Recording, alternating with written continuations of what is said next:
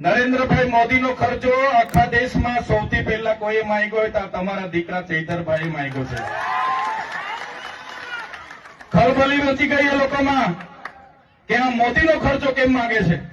મેં કીધું મોદી આવ્યા, તમે દિવાળી કરી, તમે 3-3 હજારની થાળી ખાધી, તમે 2 કરોડનું ઝાંઝરું લાવ્યા, તમે 2 કરોડના સમોસા ખાધા, 2 કરોડના ચા પીધી, તમે બસવાળાને 7 કરોડ 71 લાખ રૂપિયા આપ્યા, તમે ફૂલ ગુચ્છાના 1 કરોડ રૂપિયા ખર્ચો કર્યો. મેં કીધું પૈસા ક્યાંથી આવે બતાવો મને. સાંસદના ઘરેથી આવ્યા તો કે ના, મુખ્યમંત્રીના ઘરેથી આવ્યા તો કે ના, હરસંઘવીના ઘરેથી આવ્યા તો મેં કીધું ના. મેં કીધું પૈસા આવ્યા ક્યાંથી? એમણે કીધું આદિવાસી બજેટમાંથી અમે ખર્ચો પાડી દીધો છે.